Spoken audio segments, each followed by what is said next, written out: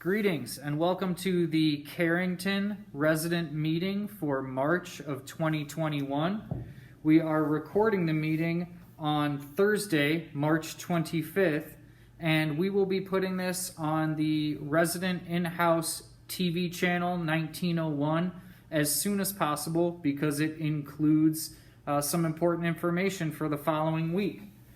I am the voice behind the camera right now, Tom Whitaker, the Executive Director, and I'd like to introduce our new 2021 Resident Council. Ms. Trudy, could you start? Hello.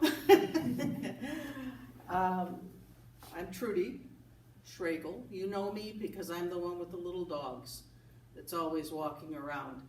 I tell you my apartment, but I don't want a lot of knocks on the door.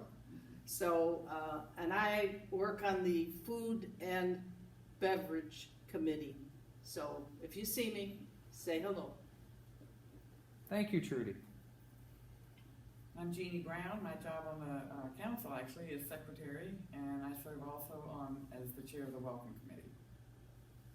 Thank you, Jeannie. I'm Phil Cass, and I'm the president of the council, and just so Ms. Trudy forgot to tell you, her title is second vice president. So she's very modest. So with that, I'm going to pass it on. I attend all of the committees, so It could be that's what worse. your president does. Hi, I'm Jaime Levin. I'm the first vice president of this august group and chair the Building Operations Committee, and welcome your questions at any time. I'm Jack Shore. I'm chairman of the Activities Committee, and please feel free to stop me and raise any questions that you may have that we can be of service to you. All right. Thank you all. Welcome, Council. Would also like to take an opportunity to thank Mary Jo Wankus for her service on the Resident Council, as well as Cosetta Joseph, who also served on the previous Resident Council. I'm going to come out from behind the camera now and show my face, or my masked face.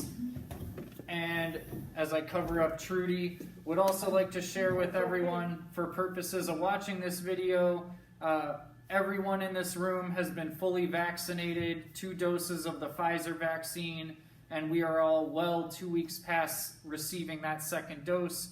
So we all meet the IDPH definition of fully vaccinated, which is why we thought it might be a little helpful if one person at a time, if they felt necessary, lowered their mask to speak. So there's your disclosure. The reason that we're recording this is it's our regular monthly resident meeting. The reason why we are not waiting to broadcast it until the last Tuesday of the month is because we're resuming full dining room service at the Carrington on Monday, March 29th. For those of you who have lived here for over a year, March 17th was when we suspended full dining room service in 2020. So this is a really exciting time for the residents. I very much enjoyed stopping by the dining room and seeing residents enjoy breakfast and lunch with the sun shining through the windows. But there's some exciting developments, and therefore we've invited Monica Swain to join us. She's our Director of Food and Beverage. Monica had previously issued an announcement that was distributed to our new mail cubbies in the independent living package room by the concierge desk. And we received some very helpful feedback from residents that included requests for clarification about certain items.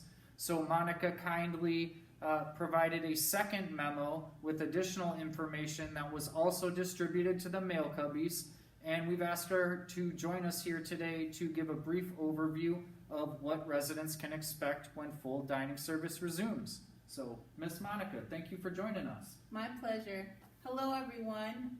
I'm Monica Swain, Food and Beverage Director, and it's a pleasure to be of service.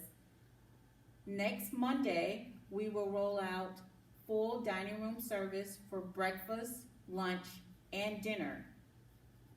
We do encourage our residents to make reservations, and that has been a hot topic because a lot of our residents have questions regarding making reservations. There's 3 easy ways.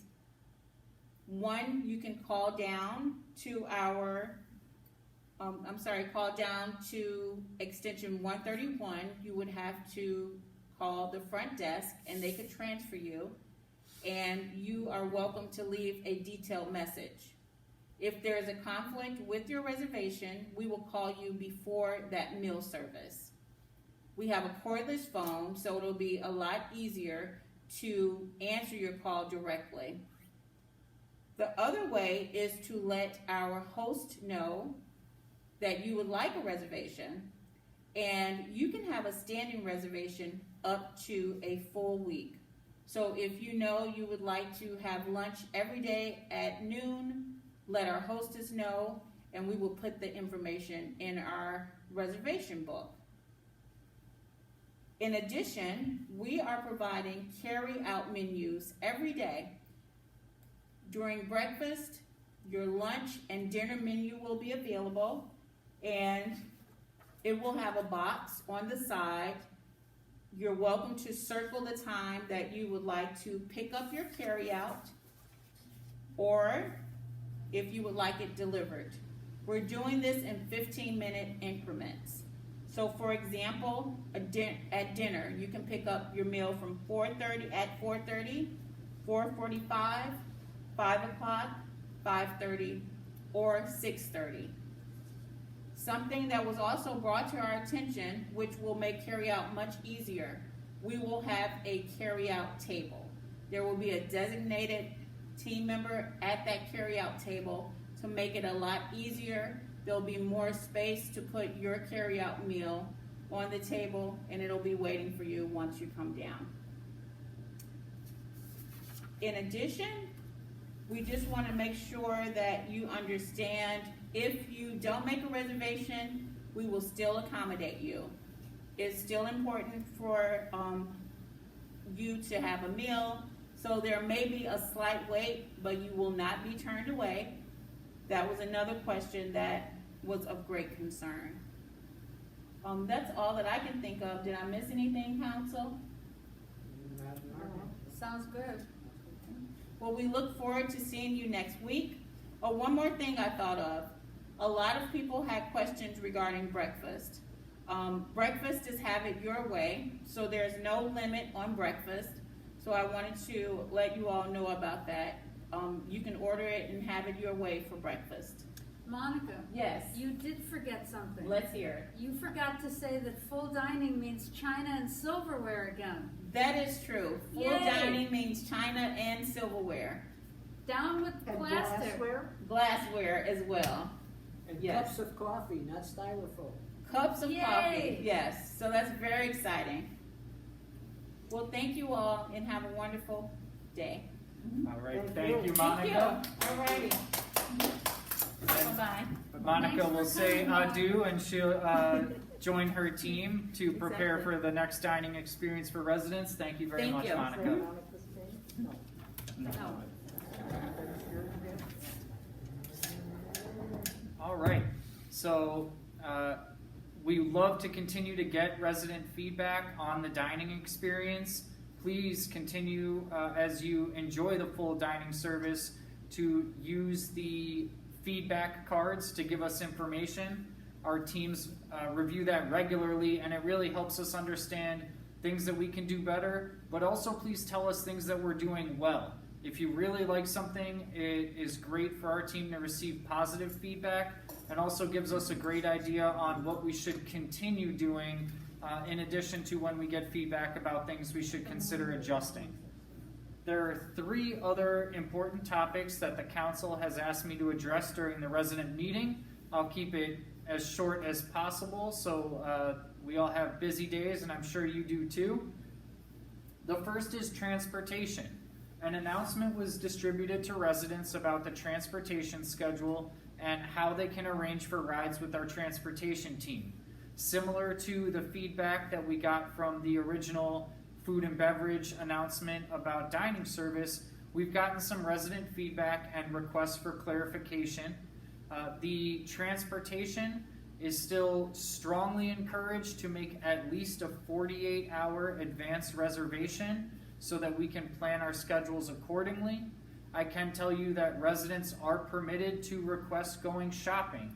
They are allowed to request go to Walmart, Mariano's, and as we gather information and meet with the transportation team to see how we can best serve residents, we will continue to provide an update, and you can look for any updates in your mail cubbies in the package room, and we've also installed some very helpful cork boards to display announcements above those mail cubbies. So more to come about transportation, but to be totally clear, please provide at least 48 hours advance notice, and you can request to go on shopping trips and be brought by transportation. The third topic is the mail cubbies and communication. So we've got some very nice cubbies that are, again, I'll say it till I'm blue in the face. This is a great central point to disseminate community information and announcements.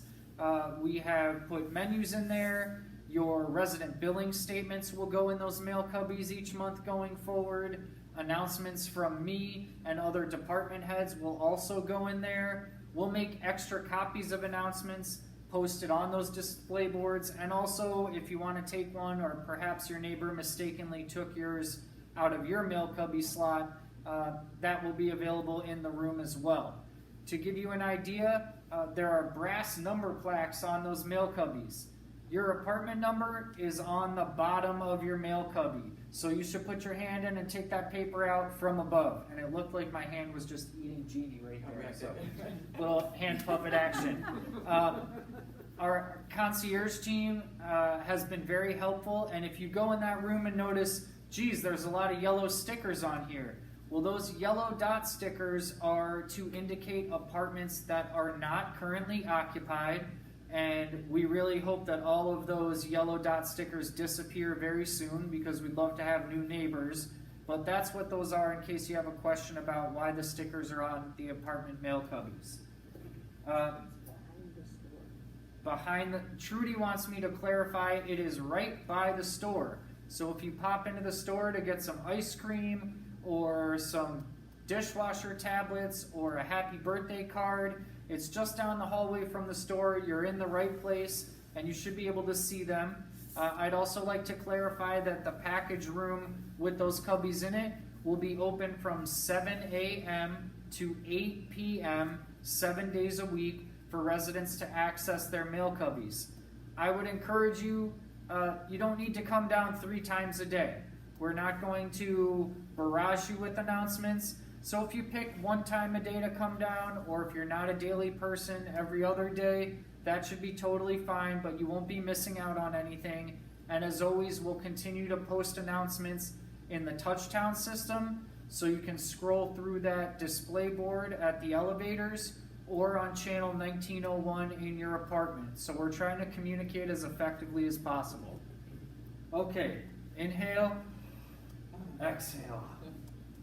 All right, another important topic, community, in the community, resident safety and well-being. And we take this very seriously. We got some great feedback from residents after the disruption to electricity that occurred. And in response to that, we've reached out to an organization called the Collaborative Healthcare Urgency Group, or CHUG, and we're exploring options to review our emergency preparedness plans and what this professional organization can help us with being the best we can be to be prepared and proactive for resident safety. There's also been discussions that have been initiated with the Building Ops Committee about how we can host fire safety education sessions for the residents. So we'll keep you posted on when you can expect to hear from us, but we are making it a priority this year to educate residents on what to expect if the power goes out, if there's a fire alarm, and we'll be sure to share that information with the community in every place possible, as well as with small group meetings where we can. That being said, several residents who have lived here for more than a year have asked, geez, when are the resident meetings going to resume in person? We think that would be a very beneficial thing for residents to be able to gather, masks on. Again, we're all fully vaccinated, but with our masks on and social distance, so we can meet together and not only share updates, but get feedback from residents and have question and answer sessions. So we will keep you posted on when you can expect the first in-person resident meeting, and we'll make sure that we communicate that in advance and repeatedly and everywhere you think that you could possibly look to know that that's going to occur.